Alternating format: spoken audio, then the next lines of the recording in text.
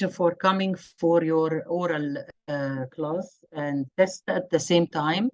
It's a great opportunity for you to kind of speak about your presentation, the PowerPoint presentation. We agreed that you are going to create a presentation based on your choice of one character from the play The Tempest by Shakespeare.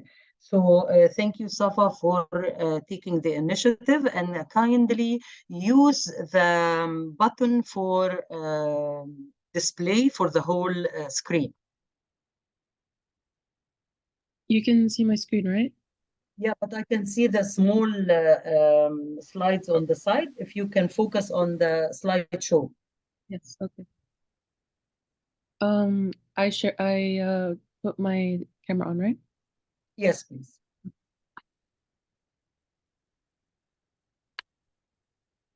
So if you don't mind, yeah, slideshow.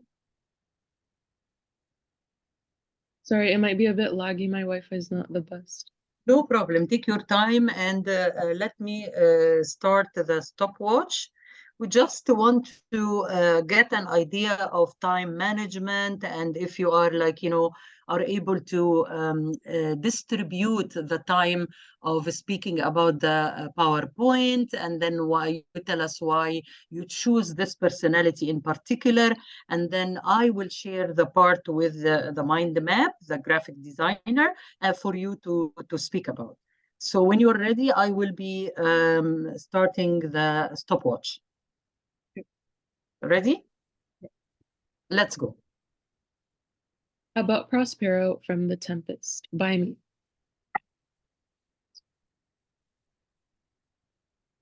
This character.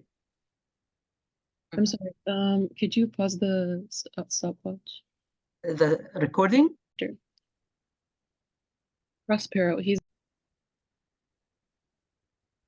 Prospero's character. So Prospero, he's the exiled Duke of Milan. He's complex and has a varied personality.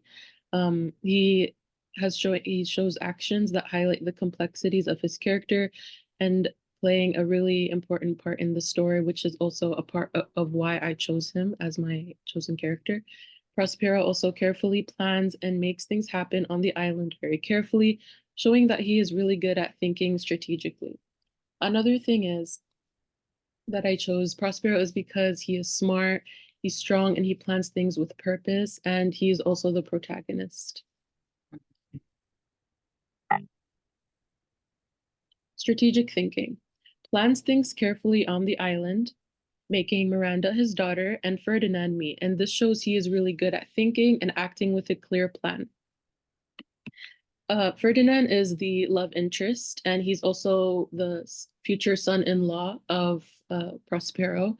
And in other words, Prospero plans how to run the island, he makes things happen, and just wants fairness. Shift in feelings.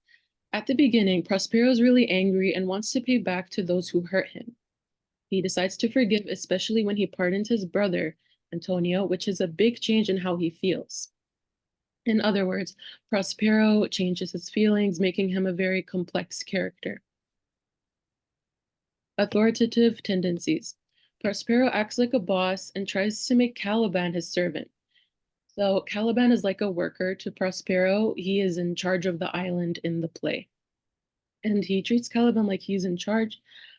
Prospero showing that he wants to have power and control over others. So he had this arc when he had these authoritative tendencies. And in other words, he just wants control and he guarantees order and justice. And in conclusion, in the play The Tempest by Shakespeare, Prospero is an important character who does a lot of careful planning to make things happen on the island. He also enjoys being in charge and telling others what to do. And in the beginning, he is quite angry. He wants to get back at people, but as the story unfolds, we notice a shift in his feelings. And this reveals that Prospero is not a simple character. Like I said, he has different sides to his personality, making him interesting and complex. Thank you. Mm-hmm. All right, thank you. So you took almost 3 minutes and a half in talking about your PowerPoint presentation. And allow me to share your own diagram as or the graphic designer. As we agreed, this is supposed to be placed on the Google Classroom. But again, we can talk about it now. So if you could kindly explain what did you do in the map here, and if you can speak about each bubble and tell us why you chose this format. Okay, I chose this format because of the shapes and sizes. It really helps intrigue. It's like an intriguing presentation, so that's why I chose this one. And here I chose Prospero, and it's a character map. So for what he says, it says Prospero does magic to show that people who treated him badly, like Antonio and Alonso, are guilty. He goes from being a really angry to forgiving and proves it by forgiving Antonio. And thinks initially seeks revenge, which is demonstrated by his planned approach to the events on the island, strategically thinks and uses intelligence to achieve his goals. And thoughts and actions of others. He tries to force Caliban into slavery, revealing authoritative tendencies and what he feels. At first, Prospero wants to get back at someone and shows his strength with magic. He is glad about the love story between Miranda and Ferdinand. Later on, his feelings change from wanting revenge to being forgiving. And so this is an Act 1, Scene 2. He makes sure Miranda and Ferdinand meet and fall in love by arranging things. And throughout the play, he uses magic to control the weather and how people act. In Scene 5, Act 5, Scene 1, he forgives Antonio, showing that he has changed his ways of thinking and wants to make up with him. All right, so this is really good. And you divided what he says, and you got quotes from the play, and this is how he thinks. Is this like your own opinion, or is it a critique written by some of the writers? My own opinion. All right, perfect. And how he feels, I agree with you. He started with full of revenge, and towards the end, he became more lenient, and probably he is this kind of forgiving person. All right, and some of the others' thoughts and actions. So yes, very good that you looked at Caliban and how Caliban thinks of him. Can you see any relation between Caliban and Ariel thinking of Prospero? What do you think of Ariel? What was his stand against or for Prospero? I think that at first it was neutral and then kind of like different. So in the beginning, he was neutral, and he was also like, doesn't make any difference with him. But later on, when it comes to the feeling of, protecting one's land and all of that, he started to turn against him. And Ariel, of course, is not like an imaginary character or a fairy or something. Yeah. Yeah, and thank you so much for getting the citation from different acts. Yes, this is very good for you. All right. So now the discussion is open for the class because again, this is part of your assessment is to be able to answer questions and to, conduct communication with the rest of the class. Unfortunately, we have only one student. You're supposed to be big in number. But anyway, the floor is yours, Yusuf, to ask and comment to ask Safa about any part of the presentation or to comment or to give us your feedback. This is what we call peer editing. Take care of the term, peer editing. Me personally, I like the way you, in your presentation, you used bullet points. You made it very simple. Like, the information was very digestible and easy to understand. Yeah. Thank you. All right. Do you have any question for Safa? Other than that, no, I felt it was very good. Like, I understood everything. All right, You made the perfect. presentation. Yeah, perfect. So, Safa, if I ask you a question related to what type of personality, what type of character, remember when we studied the terminology about the types of characters and how the author create a character, like, dynamic, static, foil. We know that he is the protagonist, but how you describe his character? I think he's very bossy. He just, yeah. And I think he also has this like alter ego where he's like he wants to be someone bigger than he already is, even though he's like, the biggest person in the story. So yeah, he's also very egotistical that way. So Okay, so this is what you're talking about is somehow the characteristics of the personality. But my question is in terms of the terminology. Remember when we studied about the types of characters that authors create, characters are dynamic, those who undergo a lot of change from the beginning until the end, or static, they remain the same from beginning to end.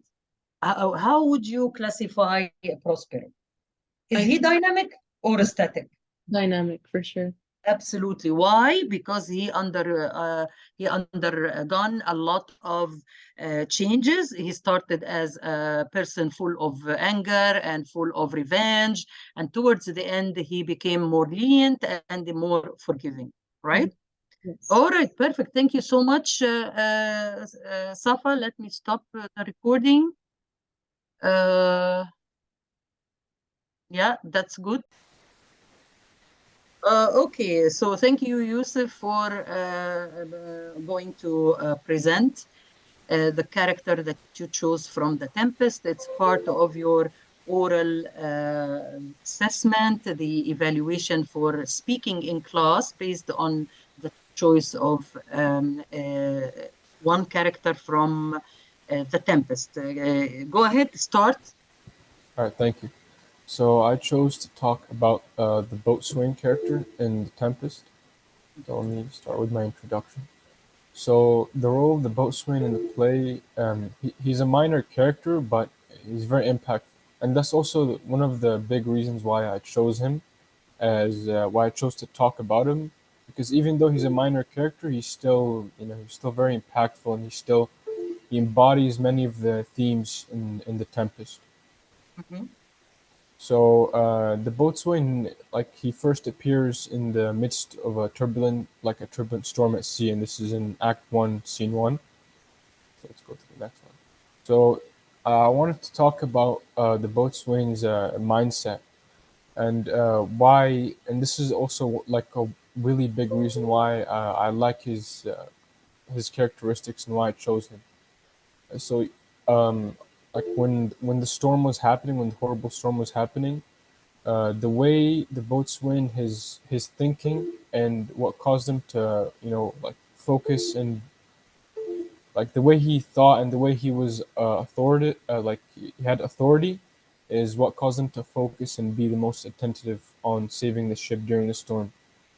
mhm, He's also a very direct character, and he'll do what it takes for the betterment of the situation for everyone. Even like he's a type of character where he'll do anything, or he'll do anything that it takes to for the sake of improving the situation for everyone around him. And I think that makes him like a great character mhm, to talk about. And this is also proven when he dismissed one of the nobles, Sebastian, with work you then like after Antonio he had said like he insulted him basically. mhm, He insulted him and then he dismissed like even though he's a noble, he still dismissed him and responded back to him because he knew that like they're in a bad situation now, and he doesn't care about social hierarchies. There's no time to like stress over that. That's mhm, why he also has a very good mindset. mhm, So also want to talk about his action and decision making, and the fact that he has very quick decision making because he takes immediate action to save the ship.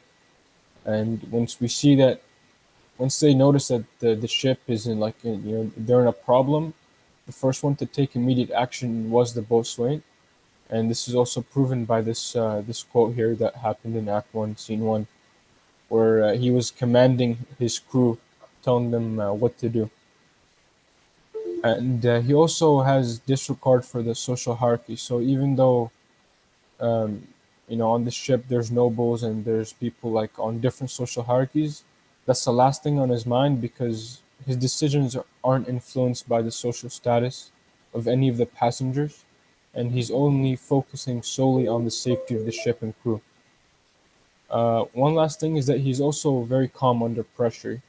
Um, you know, like compared to the other the people on the ship, the crew, he was the one that maintained the most composure, and he was the most decisive despite the chaotic environment.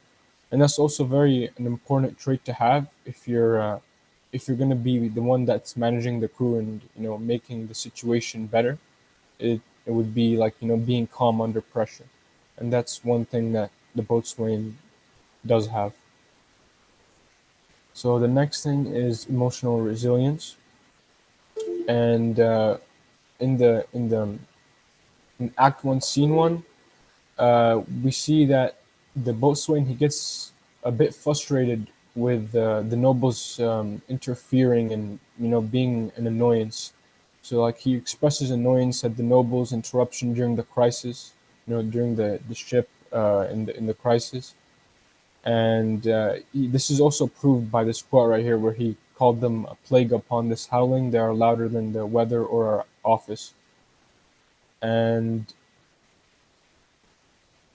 he's also unshaken by insults. Even though the nobles, they tried to insult him and they tried to like put him down, he remained focused on his duties. And despite being insulted by the nobles and belittled by them, he still didn't care. He still focused on, like resolving the crisis that they're in.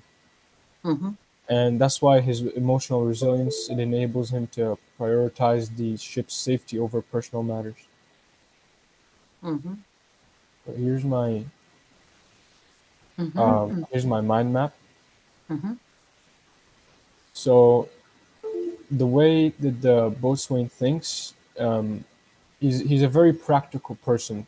He's always thinking about the best course of action to for the sake of the betterment of the situation, for the sake of everyone else. And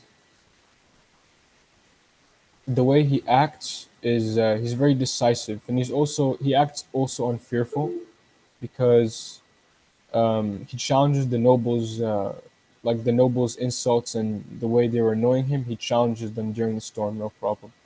He doesn't care what they might do.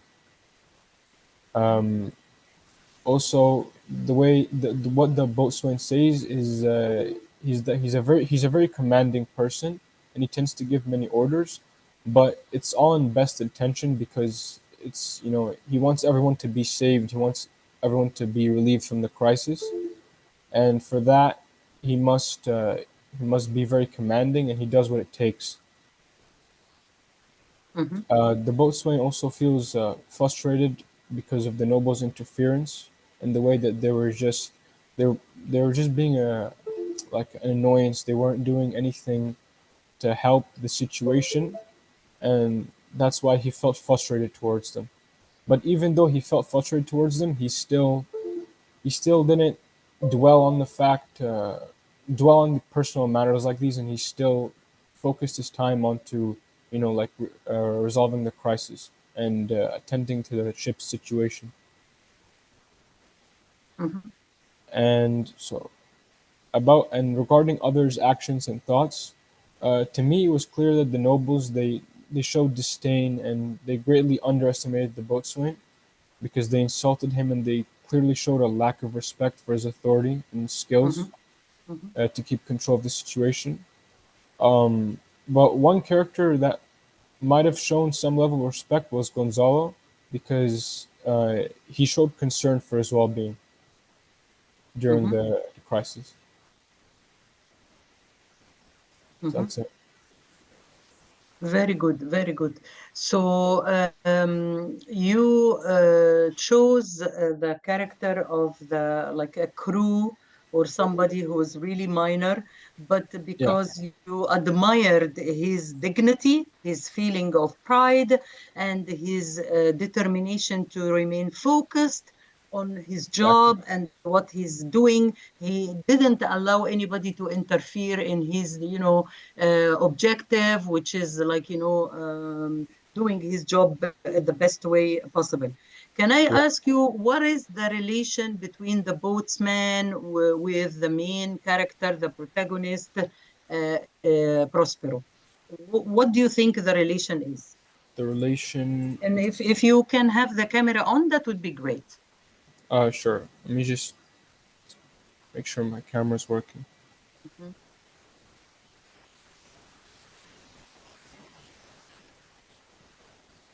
Because it is really important when you are doing any presentation is to own your audience and to communicate with everyone. You have to maintain eye contact and you have to change your tone. I was also like Yeah. teaching some Chinese students for only class debates. So I give them like lots of tips on how to do the presentations and how to keep posture and to have physical appearance, and also the non-verbal communication. Non-verbal communication meaning even without talking, without speaking, your eyes, the way you look, your hand gestures, and so on. So Yeah. is your camera working? Can you see it? Yeah, yeah, we can see. Okay. All right. So, what was the question? So my question is, what is the relation between the boatsman and Prospero? Prospero. Well, Prospero, he had magic, right? Yes, he's the And main character. Prospero uh, is the main character. And of course, he's the protagonist. Remember when we were studying the terminology for any play, any character, we need to see how far or near or close or against or matching up with the main character, which is the protagonist. So, what is the relation between the boatsman and the protagonist or Prospero? all right, so Prospero, he's the one who orchestrated the storm through his magic, Mm-hmm, and like that indirectly affected the boatswain's actions. mm-hmm, I mean, although there's no direct interaction or relationship between the two characters in the play, mm-hmm, because he's the one who made the storm through his magic. mm-hmm, It kind of revealed the character of the boatswain. It revealed his characteristics. It revealed what type of personality he has indirectly. mm-hmm. So, do you think that the boatsman would be like, succumbing to all the magic that is being done, or do you think he would have encountered him, like fought him back? What do you think? Um, I don't think I mean, it. had he If, know, had he, had he known that he's the one who made the storm, mm-hmm, mm-hmm, I think he would have tried to confront him, maybe like try to fight back, mm-hmm, mm-hmm, because like I said, he's a character that wants to resolve the crisis, and he wants the betterment of the situation. He wants everyone, for the sake of like everyone being safe and everything, for mm-hmm, the crew mm-hmm, being safe. So I think mm-hmm, his first priority, like his first thing in mind, the way he would act, is that he would try to confront him. Yeah, if it means resolving the situation. mm-hmm. Yeah, Yeah. very good answer because you spoke on his behalf based on the performance he showed and based on the profession of this guy. His main task is to keep everybody safe and to steer the ship in the right way. So he most probably could have confronted with him. Excellent. Thank you so much. Safa, over to you to ask Yusuf any question or to comment. Yeah, I just want to say something really quick. I like how I used the main character and he used a really small character. Um, Mm-hmm, mm-hmm, Yeah, and I also like how he emphasized the details. It really caught my attention. For example, when you used his actions during the storm and how he was practical and became careless in a dangerous situation. And he's like the life jacket, the character he chose. Mm-hmm. Mm-hmm. This is very smart of you, Safa. This is exactly what I was thinking. Look at the contradiction of your choices. You go like you, Safa, go with most of the people would choose Prospero because he's like, you have lots of speaking, lots of talk. Lots of actions and the proof of different performances, and many characters speak about him. Many characters, even in their dialogue, you can tell that they judge him in this way or that way. He's a rich character where you can talk about his fatherhood to Miranda, his kindness to the fiancé of Miranda, his revenge and his knowledge and his even willingness to sacrifice all the books, all the magic books and secrets he learned to just have peace of mind at the end. And Yusuf just chose a person who is absolutely minor and probably shown only, I think he's shown only in the first act, scene one, right? He never showed, he never appeared again, right? Yes. Absolutely. But again, I agree with the Safa because you chose a character and you looked at this character inside out. You looked at it thoroughly with all the details, with really observant eye. So both of you did a nice job. Thank you so much for that. And yeah, I would love to have this kind of, oral presentations, and this is really good. Thank you so much. Do you have any questions before I stop recording? No. Any questions? Any comments? No, that's all. All right. I'm gonna stop that. So together with the discussion time, we spent almost 14 minutes, which is good for you, Yusuf, and of course, Safa, when you commented by the end. This proves that we always need to have peer learning, peer editing. We learn from each other and we learn from discussions in the class. Thank you so much. I'm going to stop recording.